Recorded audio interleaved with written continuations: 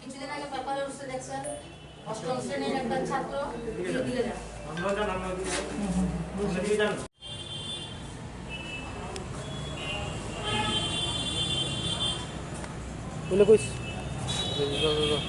দেখেন সরকারি সেন্টার বন্ধ করে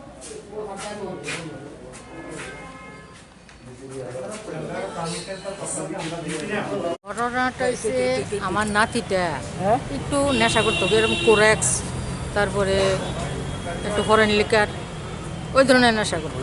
তো যখনই আমার নলেজে আইছে আমি তারে ওই ডুকলি একটা ডি এডিকশন সেন্টারে দিয়েছি তার রিকভারির জন্য। সেটার নাম হচ্ছে জীবন জ্যোতি ফাউন্ডেশন। তো এটার মালিক হলো দিব্যেন্দু দাস। তো ওর এখানে দিলাম, ও তো খুব ভালোভাবে নিল, বললো যে না ঠিক হয়ে যাব। এরপরের থেকে সে যা রকম টর্চার, তারপরে ফিজিক্যালি টর্চার আরম্ভ করছে না, সেটা বলার অতীত। সে আমাদেরকেও কিচ্ছু বলে নাই, তার রড দিয়া এরকমভাবে পিটছে, তার ডান পায়ের কাপ মাসেলটা থেতলে গেছে, এটা হাঁটতে পারতেছে না। তারপরে মাথায় মারছে, এই যে দাঁড়া, মাথায় মারছে, এই সাইডে 2টা বাড়ি দিছে, ওই যে প্লাস্টিকের পাইপটি আছে না, এইরকমভাবে কূপ দিছে, এই জায়গাটা কাইটটা রক্তাক্ত হয়ে গেছে, কিন্তু সে আমাদেরকে কিচ্ছু বলেনি। তো তার এখানে দিয়েছিলাম 3-4 মাস থাকলে তার এই ধরনের একটা নেশা কমে যাবে। 4 মাস পরে আমি ডিসেম্বরে আনছি, আনার পর দেখি তার কথাবার্তাটাও একটু উল্টা পাল্টা, হাঁটতে গিয়া ঘুরায়। আমি বুঝলাম না ব্যাপারটা কি। আমি ভাবলাম নিশ্চয়ই সে মিথ্যা কথা কইতেছে, অন্য কোনো কারণে হয়তো বা এরকম হইব। আর আমার তো কোনো কি বলবো, এটা তো সাক্ষী চাই, সে যে অন্দরে তারে মারছে।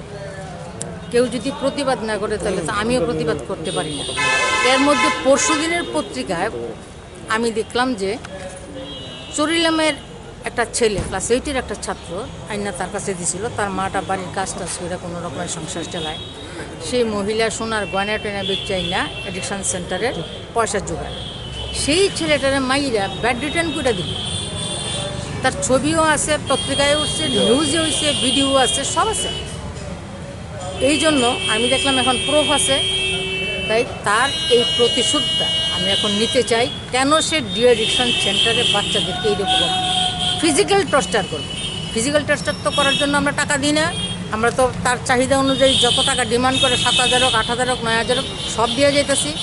ডাক্তার দেখাইতেছে তার জন্য টাকা, রক্ত পরীক্ষা করাইছে তার জন্য টাকা, আদৌ স্লিপ টিপ আমাদের কিচ্ছু দেখে না। কতদিন ধরে চলছে এটা? সে তো 3-4 মাস বোধ হয়েছিল। জুলাইয়ের 30 তারিখ ভর্তি করাইছি, অগাস্ট, সেপ্টেম্বর, অক্টোবর, নভেম্বর, ডিসেম্বরে এসে বাড়িতে আনছি। 4 মাস টাকা দিয়েছেন তো 4 মাসে প্রথম মাসে নিল 9,000, এরপরের 2 মাস নিল 7,000, এরপরের 1 মাস নিল 6,000। মানি রিসিপ্ট দিছে, এগুলি দিছে।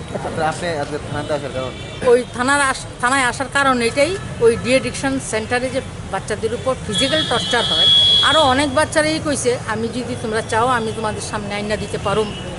তো কেউ আর তার এই জিনিসটা প্রতিবাদ করার সাহস পায় না। আমিও ভাবলাম আমার ছেলেও বোধহয় মিথ্যা কথা কয় নাকি, হয়তোবা সেটা বিশ্বাসযোগ্য না। এখন দেখলাম যখন পরপর পত্রিকায় উঠতে শুরু হইলো তাদের এই কেলেঙ্কারির ঘটনাগুলি, সে নিজে নেশা করে সেন্টারে বসে নেশা করে, সে যখন উন্মাদ হয়ে যায় তখন বাচ্চাদেরকে এইভাবে মারপিট করে। কোনো পরিবর্তন হয়েছে না? পরিবর্তন তো হয়েছে, পরিবর্তন হয়েছে। এখন তো সে নেশা টেশার কথা কিচ্ছুই বলে না, বাড়িতে আসে, খায় দেয়, ঘুমায়, কিন্তু তার যে পা নিয়ে হাঁটতে পারে না। এখন তো মামলা করছেন? হ্যাঁ, মামলা করছেন। কত ধরনের মামলা করছেন? এই তো আজকে 2 জনের বিরুদ্ধে করছি, যারা 2 জন ইনচার্জ তাদের বিরুদ্ধেই করছি। একজনের নাম দিব্যেন্দু দাস, আর একজনের নাম রবিধন চাকমা। চাকমা বাদ দেব না। সেন্টারটার নাম কি? এটার নাম জীবন জ্যোতি ফাউন্ডেশন, নিউ জীবন জ্যোতি ফাউন্ডেশন। তার নাম কি?